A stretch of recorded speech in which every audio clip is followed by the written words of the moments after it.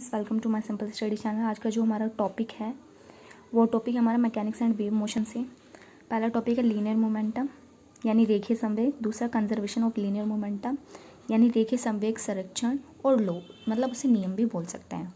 Newton first law, Newton का पहला नियम, न्यूटन सेकंड लॉ, न्यूटन का दूसरा नियम, और जिसे हम फोर्थ लॉ भी कहते हैं यानी बल का नियम। न्यूटन का थर्ड लॉ जिसे हम equivalence of conservation of linear momentum with Newton third law भी बोलते हैं यानी रेखीय संवेग के नियम की न्यूटन के तृतीय नियम से तुल्यता।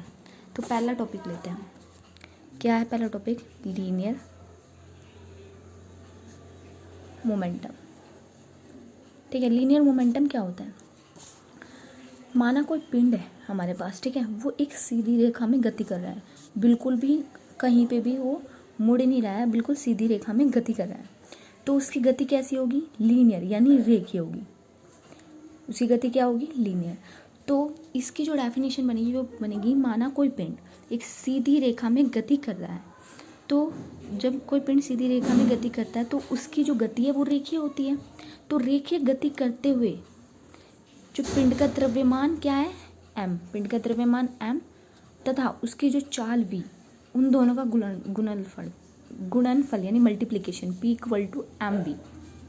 p इक्वल टू mv जो होता है तुम्हारा, ये लीनियर मोमेंटम कहलाता है।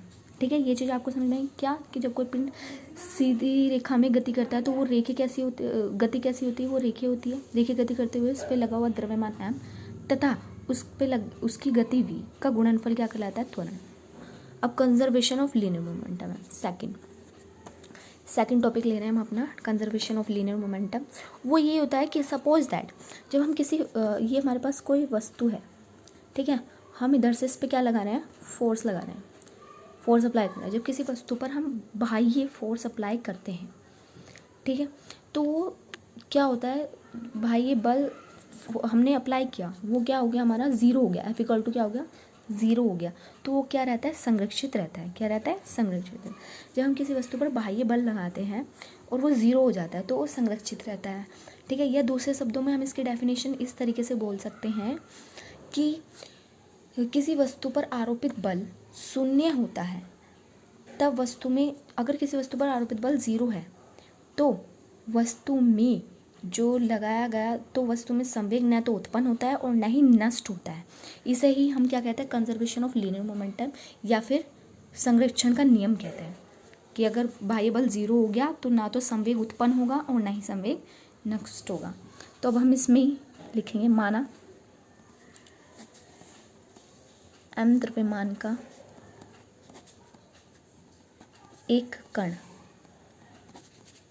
एकांक दिशा में त्वरित है, तब उस पर लगने वाला फोर्स जो है, हमने लिखा माना m द्रव्यमान का एक कण एकांक दिशा में त्वरित है, ठीक है, तब उस पर लगने वाला फोर्स क्या होगा? F equal to ma। क्या होगा? F equal to ma। और हमें पता है A इक्वल टू क्या होता है? dv ओवर dt, जो कि त्वरण होता है, एक्सेलरेशन। यहाँ बाह्य बल क्या बताया था हमने? ज़ीरो। किससे? संरक्षण से। ठीक है, बाह्य बल ज़ीरो हो गया, यहाँ पर पुट कर देंगे, पुटिंग 1। तो ये हो जाएगा तुम्हारा m dv equal to dt equal to zero. क्योंकि m उस पर लग रहा है यानी m उसका मास है, तो मास ज़ीरो के इक्वल नहीं हो सकता।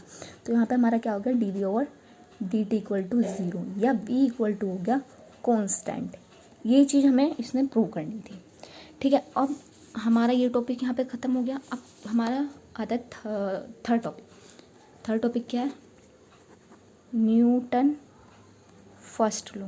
ये शॉर्ट में है, बिल्कुल आपको अच्छे से समझ में आएंगे, डोंट वरी, और कुछ करने।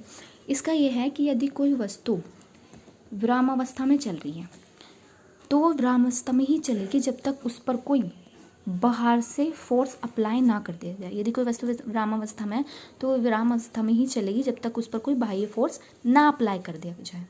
ठीक है, इसको हम जड़त्व का नियम भी बोलते हैं। क्या बोलते हैं? जड़त्व नियम, या फिर इनिशियल लॉ, इंग्लिश में बोलते हैं इनिशियल लॉ। ठीक है, अब है फोर्थ, यानी फोर्थ हमारा क्या है? न्यूटन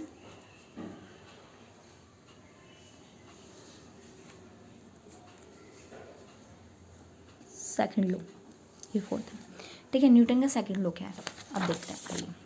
न्यूटन का सेकंड लॉ जो कहता है वो ये कहता है कि जो मतलब न्यूटन के अनुसार रेखीय संवेग की परिवर्तन की दर जो है, यानी रेखीय संवेग की परिवर्तन की दर जो है वो उसकी बल कहलाती है। यानी रेखीय संवेग की परिवर्तन की दर क्या होगी, डी पी और डी टी, ठीक है। पी इक्वल टू क्या होता है, हमने पढ़ा है एम ए, संवेग में पढ़ा है हमने, ठीक है।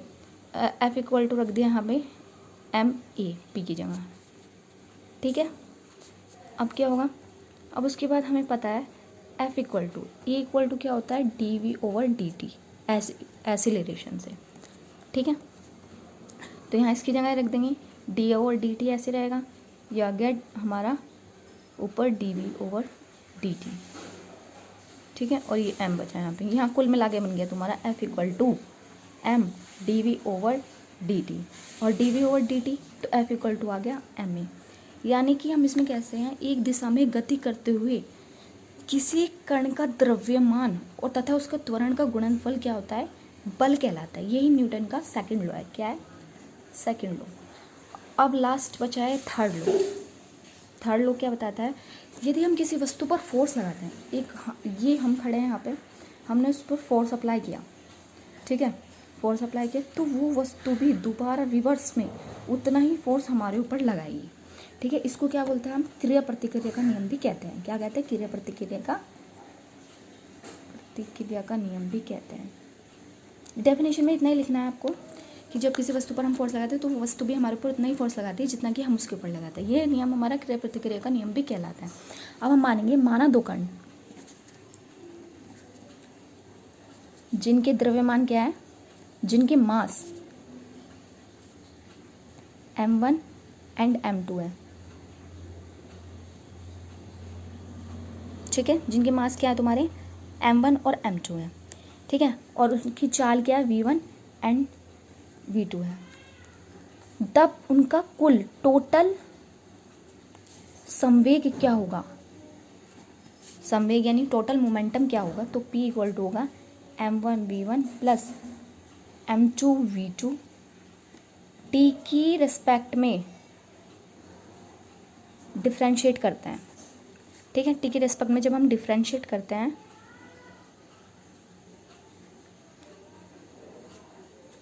तो ये आता है d p over d t equal to m1 d1 over d t plus m2 dv2 over d T.